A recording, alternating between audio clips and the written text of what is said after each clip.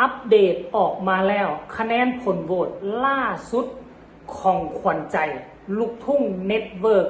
วันที่6อาอายกับพอนกอยู่อันดับที่เท่าใดไปฟังกันเลยกราบทักทายสบายดี FC ทุกท่าน FC ทุกคน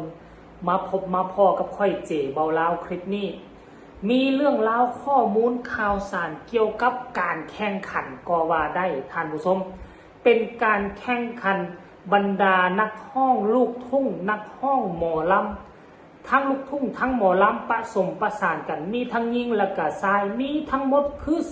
33คนที่เขาเจ้าเอามาแข่งขันกันให้บรรดา FC แฟนคลับพากันไปถล่มโหวตให้บรรดาศิลปินที่ของตนเองชื่นชอบให้ได้คะแนนหลายๆและครั้งนี้ก็เป็นอีกครั้งหนึ่งที่มีการเปิดเผยคะแนนผลโหวตออกมาประจำวันที่6พฤษภาคมปี2568ท่านผู้ชมเนาะเนี่ยของลูกทุ่งเน็ตเวิร์กนั่นเองสามารถรวมสนุกโหวตศิลปินที่คุณชื่นชอบให้ได้เป็นขวัญใจลูกทุ่งเน็ตเวิร์กโดยการใส่คะแนนการฟังลูกทุ่งเน็ตเวิร์กในแอปพลิเคชันว่าซันเดย์ลูกทุ่งโดยใส่คะแนนการฟัง500แต้มเท่ากับ1โหวต1นาทีการฟังเท่ากับ1แต้มป๋า1นาทีการฟังเฮาฟัง1ชั่วโมงเฮาสิได้เท่าไหร่มื้อนี้เอา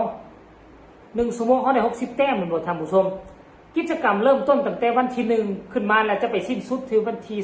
25ของเดือนพฤษภาคมนี้มื้อนี้หาก็วันที่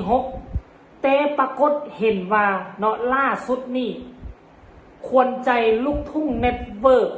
2025อัปเดตคะแนนผลโหวตวันที่6พฤษภาคมปี2568แค่นั้นผู้ใดมีบ่ม่อมอุ่งอิงเพชรบ้านแพงคะแนนมานำอันดับ1เลยท่านผู้ชมโอ้ยอันดับ1นี่ห่างอันดับ2กันประมาณ1 2 3ประมาณ5เท่าคือไรอันมาอันดับ2ห่างจากอันดับ1ประมาณ5เท่าของคะแนนท่านผู้ชมเนาะ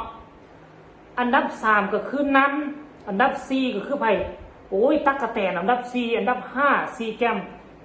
เนาะเอาแต่อันดับ5 4แก้มแล้วมาเบิ่งบาทเนี่ย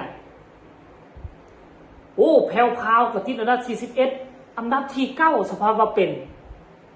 ผู้ใหญ่บ้านฟินแลนด์ที่8ใต้อรไทยน้องอาอายไปอยู่สายท่านผู้ชมเอาอย่างซี่บอกอ่านเป็นลำดับไปเลยบอกท่านผู้ชมอันดับ6มีผู้ใดเพชรซื้อเพชรอันดับ7คือซ้ำ8ใต้อรไทย9ผู้ใหญ่บ้านฟินแลนด์10มนแคน11แผ่วพราว12นุก13แอดออรดี14ปลาย15จ๊ะนงพนี16น้องอาอายนี่อยู่ระดับกลางๆแต่ว่าพอนกพงศกรไปใส่เนาะ17คือเวียงนฤมล18ปุ้ยแอลกอฮอล์19ไผ่พงศธร20ริโอ21ตรี22เบียร์พร้อมพรง23แบ่งสอนราม24เต้าหย่องถือว่าน้องอาอายนี่เอาชนะบุคคลดังๆหลายคนในท่านผู้ชมเอ้ยโอ้บ่คิดบ่ฝัน24เต้าหย่อง25กับบอยศิริชัย26รำไยโอ้ยปุ้ยแอลกอฮอล์ก็เอาชนะรำไยได้27ท็อป28ไหมพัชรี29เต้ยวันนี้ท่านผู้ชม30ยูกิ31เมกว่าอภิสิทธิ์32นกพงศกรโอ้ยพอกับลูกคืออยู่ห่างกันปานฟ้ากับดินแค่นอ33ม่อนท่านผู้ชมเอ้ยคือว่าเป็นแนวนี้เนาะบาดเนี่ยท่านผู้ชมลูกอยู่อันดับที่16พอฟาดอันดับที่32 ท่านผู้ชมเอ้ยมันคือห่างไกลกันหลายแท้แต่ว่าก็คือว่าหั่นแหละเนาะน้องอาอายนี่นะ น้องอาอายเป็นอย่างผมเจ้าว่าเพราะว่าน้องอาอายเป็นตัวเด่นตัวดังประจำวงเพราะฉะนั้นน้องอาอายเป็นศูนย์หน้าของเสียงวีฮกมันก็ต้องหลายก็พออยู่แล้วมันก็อันดับดีก็พออยู่แล้วพ่ออันดับที่32ลูกอันดับที่36แล้วบ่แน่ไดมื้อนี้หาก็วันที่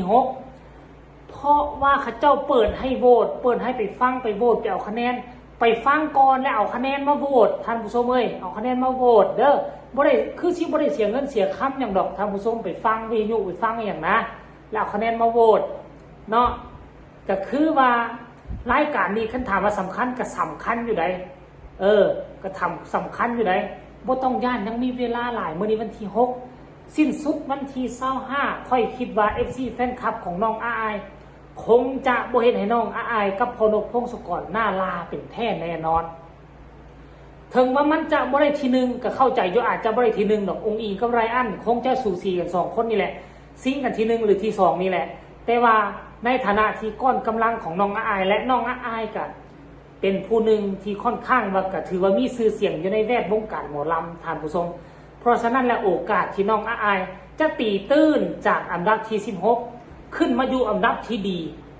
กว่านี้มันก็มีหลายและมันมีสูงท่านผู้ชมเอ้ยเพราะฉะนั้นแล้วพวกเขาเจ้าค่อยน่ะมีเวลากับพากันไปเบิ่งแน่พากันไปชมแน่การที่พวกเจ้าไปฟังแล้วเอาคะแนนมามันบ่ได้เสียเงินเสียคำพวกเจ้าอยู่ให้อยู่นาอยู่ทงอยู่ทาพวกเจ้าก็เข้าไปฟังได้เปิดเอาสายสะเบ้าซุกใส่หูแล้วก็เปิดฟังเฮ็ดให้เฮ็ดนาทางหญ้าทางสวนไปนำได้คะแนนมาปุ๊บพวกเจ้าก็เอาไปโหวตให้น้องอ้ายไปโหวตให้น้องอ้ายซั่นตัวเนาะพากันเฮ็ดเด้อสิ่งใดที่บ่เสียเงินเสียคำพากันเฮ็ดเพื่อลูกเพื่อเต้าเพื่อศักดิ์ศรีเพื่อองค์กรของเสียงวีฮกท่านผู้ชมเฮาต้องสู้เขาเฮาฮู้ว่าก้อนกำลังเฮาบ่สามารถเอาชนะเขาได้แต่เฮาต้องเฮ็ดสุดความสามารถเพื่อว่าเฮ็ดให้ศิลปินของเฮาไปยืนอยู่จุดที่เหมาะสมที่สุดอาจจะไปยืนอยู่อันดับ6อันดับ7ก็เอานะอันดับที่16สำหรับเจบ่ลาวคิดว่ามันอยู่สูงเกินไปพอนกพงศกรนี่มาเอาอันดับที่10 11 12ซะน้องอาอายนี่ไปเอาอันดับที่5อันดับที่6มันคงจะดีกว่านี้มันคงจะซื่นใจกว่านี้ผู้ใดฮักผู้ใดมักน้องอาอายและพอนกพงศกรจงพากันเข้าไปฟังและเอาผลโหวตมาโหวตให้ได้เด้อฝากทุกคนกดไลค์กดแชร์กดติดตามเพื่อจะบ่พลาดในคลิปต่อไปที่สำคัญอย่ากดข้ามโฆษณาใครมีคำตำหนิติชมคำคิดคำเห็นแนวใดก็สามารถส่งข่าวมาใต้คอมเมนต์ได้ใครสนใจอยากโหวตให้น้องอาอายเข้าไปที่แฟนเพจของลูกทุ่งเน็ตเวิร์กแล้วเขาจะมีขั้นตอนการบอกเจ้าเห็นแล้วนี่แล้วก็ไปนำเอาคะแนนมาโหวตให้น้องอาอายพบกันใหม่ในคลิปหน้าสำหรับคลิปนี้สบายดีเว้ย